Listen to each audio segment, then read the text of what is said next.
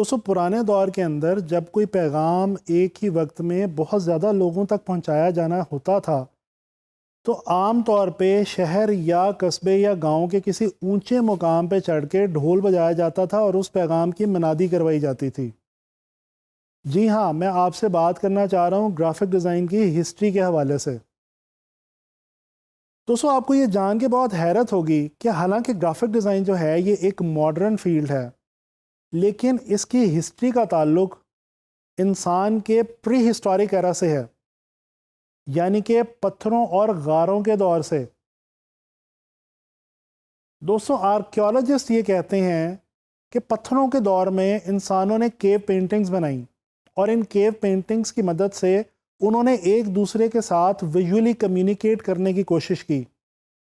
इन paintings के अंदर अगर गौर किया जाए तो इनके जो टॉपिक्स हुआ करते थे वो या तो फूड हुआ करते थे या शेल्टर और या फिर हंटिंग, यानी कि वो तमाम चीज़ें जो उस वक्त के इंसान की बेसिक ज़रूरियात थीं।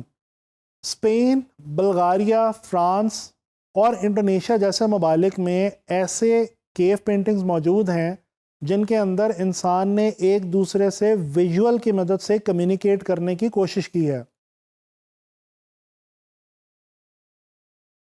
दोस्तों इससे अगर ज़रा आगे आ जाएं तो हम ये देखते हैं कि इजिप्शियन सिविलाइजेशन में हिरोग्लिफ्स के नाम से दुनिया की पहली विजुअल लैंग्वेज के सबूत पाए जाते हैं। हिरोग्लिफ्स को दुनिया की पहली ऐसी ज़ुबान कहा जाता है जिसको इजिप्शियंस ने विजुअली अपनी अमारात और मुख्तलिफ मकामात पे विजुअल की फॉर्म में इस्तेमाल किया। अगर इससे और आगे चलें तो चाइना के अंदर पहली बार पेपर इजाद हुआ। पेपर का इजाद होना ग्राफिक डिज़ाइन के लिए एक बहुत ही अहम स्टेप था। इसके बाद यूरोप के अंदर पहली बार बाकायदा तौर पे प्रिंटिंग का आगाज़ हुआ। इसमें ख़ास तौर पे जो अहम तरीन मुकाम हासिल है वो जर्मनी को हासिल है। एक जर्मन गोल्डस्मिथ ग्लटनबर्ग ने पहली बार अपनी प्रिंटिंग प्रेस में मूवेबल टाइप का इस्तेमाल किया। इसके अलावा क्लॉड गैरामाउंट ने दुनिया की पहली टाइप फाउंड्री का आगाज़ किया, यानी कि एक ऐसी कंपनी बनाई जहां पे टाइप फेसेस को डिज़ाइन किया जाता था। 1760 के अंदर इंडस्ट्रियल रेवोल्यूशन आ गया।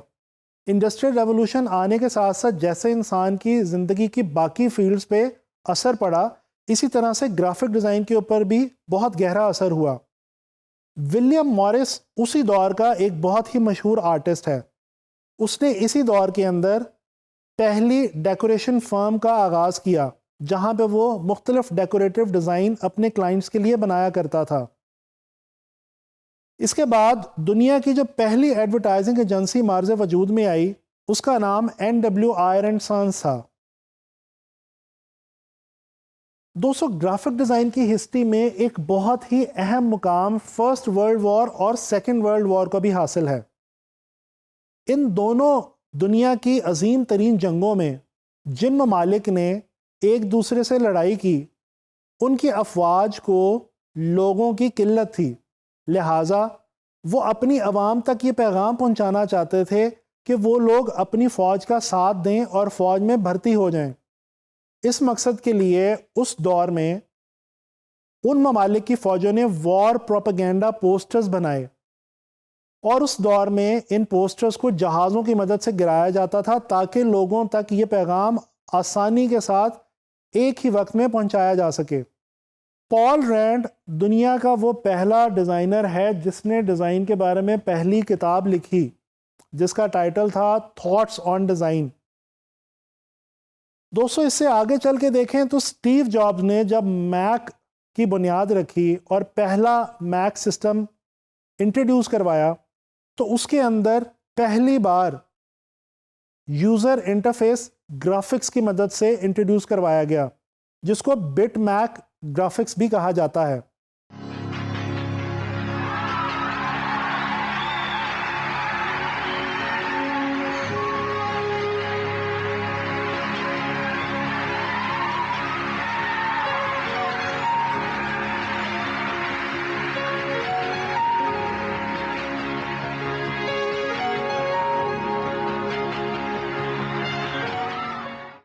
दोस्तों, डिजिटलाइजेशन के बाद ग्राफिक डिज़ाइन की हिस्ट्री में जो एक बहुत ही रिमार्केबल किरदार अदा किया वो अडोब कंपनी ने अदा किया। जी हाँ, इस कंपनी के नाम से तो आप सब लोग ही वाकिफ़ होंगे।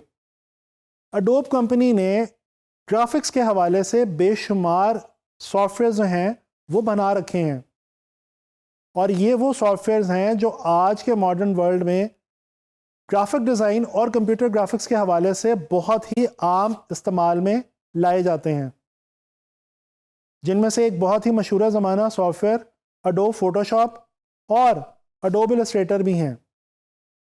गर्ज़ ये कि ग्राफिक डिज़ाइन है तो एक मॉडर्न फील्ड, लेकिन क्योंकि इसका ताल्लुक विजुअल कम्युनिकेशन से है, लिहाजा इसकी बुनियाद उसी वक्त रखी गई जब इंसान ने एक दूसरे के साथ पहली बार विजुअली कम्युनिकेट करना शुरू किया।